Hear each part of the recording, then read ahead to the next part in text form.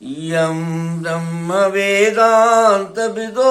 वदन्ति परं प्रधानं पुरुषं तथान्ये विश्वोद्गते कारणम् ईश्वरं वा तस्मै नमो विघ्नविनाशनाय।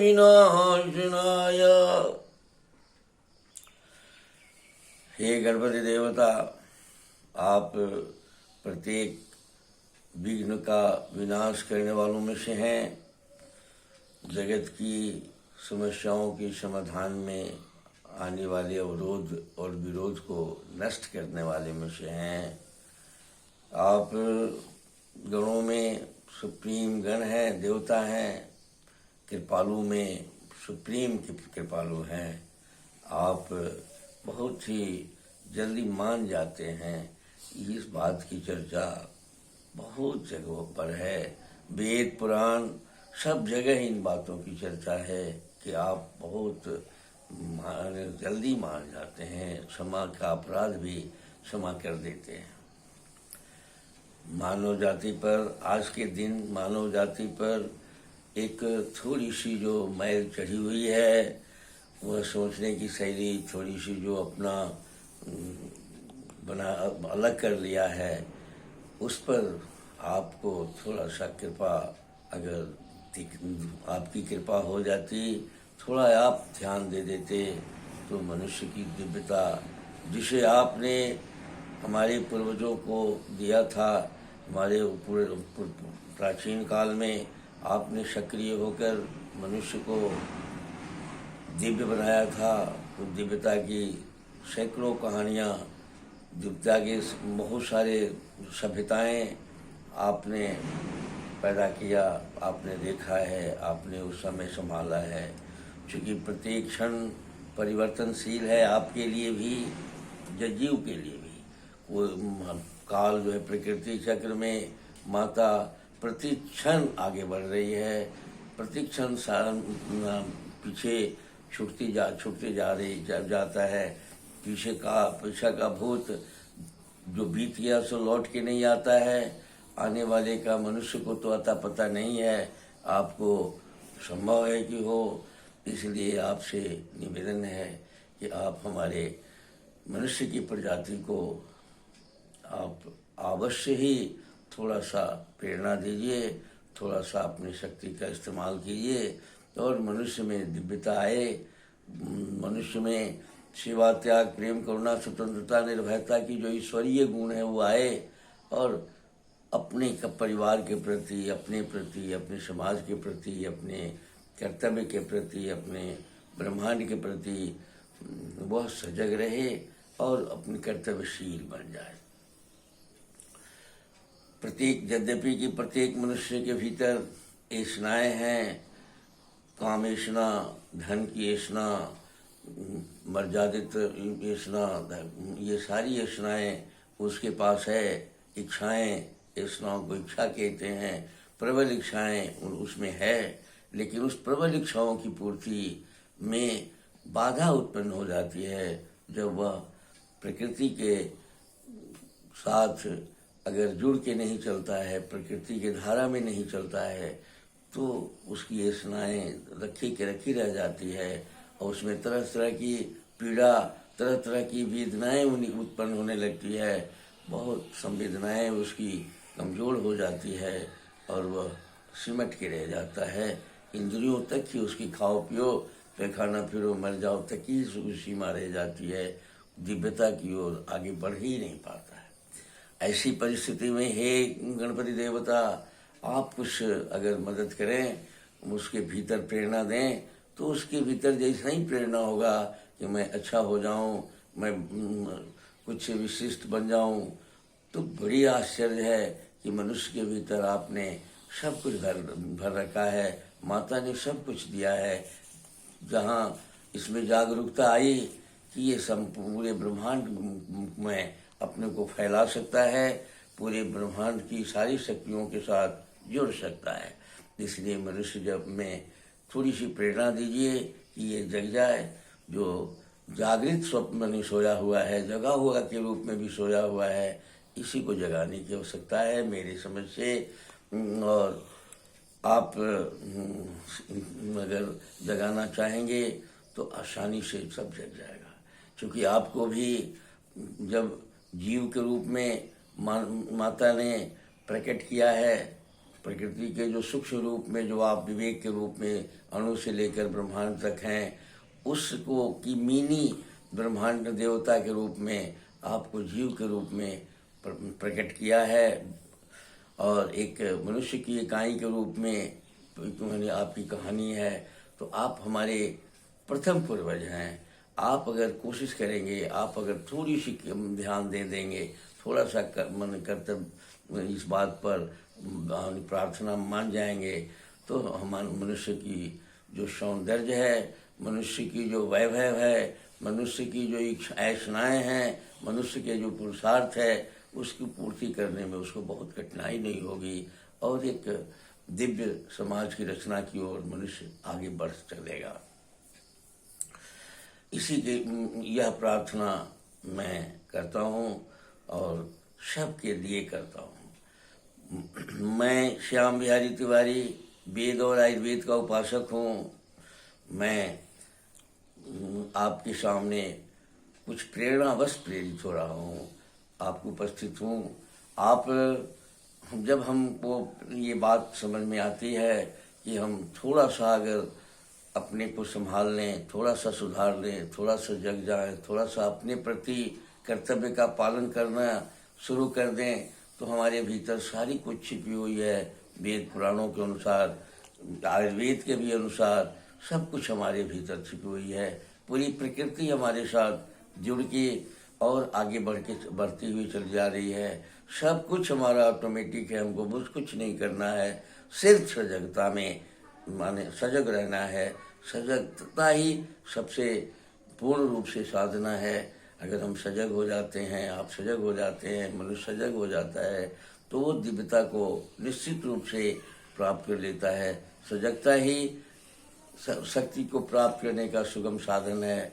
जब सजग हो जाएंगे तो आप कर्तव्यशील हो जाएंगे, क्रियाशील हो जाएंगे, लक्ष्य की ओर आप आगे बढ़ेंगे, परिमार्जन की ओर आगे बढ़ेंगे। इसलिए मैं इस कार्यक्रम को आपके सामने प्रस्तुत करता हूँ। और ज्ञान विज्ञान इसमें कितना हमको समझ में आता है, ये तो बहुत बात कुछ नहीं है, क्योंकि ये आयुर्वेद को पूरी की पूरी आयुर्वेद को बोल कहना ये छोटे से 10 मिनट 15 मिनट के अंदर बहुत कठिन काम है। इसलिए ये बहुत विशाल क्षेत्र है, लेकिन फिर भी जितना संभव है मैं आपके सामने रखने की कोशिश करता हूँ। और इसके पीछे भी यही ध्येय है कि आप स्वयं स्वस्थ रहने का प्रयास करें, तो आपको ये स्वस्थता अपने हाथ में लग जाएगी। सुरक्षा करने की, अपनी रोगों से रक्षा करने की कोशिश करेंगे तो रक्षा भी आपको समझ में आ जाएगा और रोग निवारण भी आपको समझ में आ जाएगा। सिर्फ थोड़ी सी अपने आयुर्वेद की ओर आगे बढ़ना है, थोड़ा सा मैंने स्वाद पर आधारित भोजन और प्रकृति के नियमों के अनुसार चलने की आदत डालनी है। बस स्वस्थता का राज मिल जाएगा, आपको स्वस्थता के रास्ते मिल जाएंगे।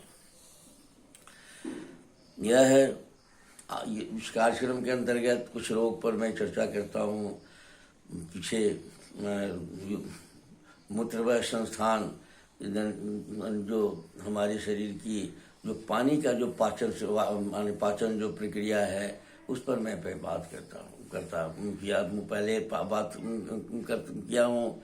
ये किडनी जो है उसके हमारे शरीर में है, वो रक्त को भी ठंडा करता है, रक्त को साफ करता है और रक्त का कुछ छानता भी है। उसमें अधिक पानी हो जाता है तो उसको पेशाब के रास्ते निकालता भी है। जितने जहर हमारे शरीर में हो जाते हैं उन जहर को वो भी निकालता है।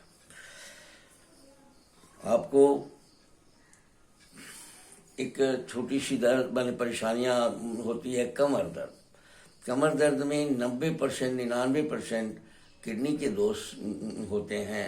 जब हमारा वो टॉक्सिन को अच्छे ढंग से निकाल नहीं पाता है तो वो टॉक्सिन का कंजेशन हो जाता है, थोड़ी सी सूजन हो जाती है और बड़ी आंत में भी थोड़ी सी वायु की प्रवृत्ति बढ़ जाती है, और वह वहाँ के नस नालियों में जो मांस संस्थान है उसके वहाँ का जो मसल इत्यादि है उसमें तनाव खिंचाव आ जाता है।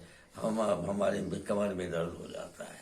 कमर के दर्द में यद्यपि जो वायु के रोग कहे जाते हैं, लेकिन वायु तो प्रत्येक अणु में है, हर सेल में वायु की है, वायु सब जगह वर्तमान है हमारे शरीर में। तो वो वायु जब कमर के किडनी वाली जो मूत्रवाहिनी संस्थान की जो वायु जब हम कमजोर होती है या कुपित होती है तो हम कमर में दर्द हमारा हो जाता है। एक साइटिका पेन जो बहुत सारे लोगों को होता है, अब मैंने वो साइटिक नर्व्स में सूजन इत्यादि जो हो जाता है। साइटिका पेन भी बड़ी आंत में वायु का बढ़ना और किडनी के फंक्शन को मूत्रवाहिनी प्रणाली में सूजन या किसी प्रकार की परेशानी के साथ होता है। जब हम खट्टा ज़्यादा खा लेते हैं, नमकीन ज़्यादा खा लेते हैं, कटु भी बहुत ज़्यादा खाते हैं, और हम छना तला तेल इत्यादि ज़्यादा खाते हैं, टॉक्सिन ज़्यादा बन जाता है, तो ऐसी हालत में भी हमारी जो साइटिक नर्व्स है उसमें सूजन आ जाती है, कंजेशन हो जाता है, साइटिका हो जाता है। अगर हम उस अपने आहार विहार को संयमित रखेंगे तो साइटिका से भी हम बचेंगे। पेशाब करने में कठिनाई एक लक्षण है उसका, तो सूजन और संकोच जब हो जाता है, पेशाब में जब कुछ गढ़ापन आ जाता है, तो ऐसी स्थिति में या सही ढंग से किडनी छान नहीं पाता है, उसको रक्त से निकाल नहीं पाता है पानी को, तो भी पेशाब करने में कठिनाई हो जाती है। और किसी भी प्रकार का संक्रमण जब उसमें हो जाता है, जैसे कि आज के डेट में वायरस का संक्रमण होता है, इकोलाई और ब्यूकोलाई का संक्रमण बहुत ज़्यादा मात्रा में मिलता है, और वायरस का डिजीज है, जैसे कोरोना है आज वायरस का डिजीज है, उसी तरह से वह भी वायरस का डिजीज है, और उसका भी अभी तक अता पता नहीं है कि कैसा है क्या है।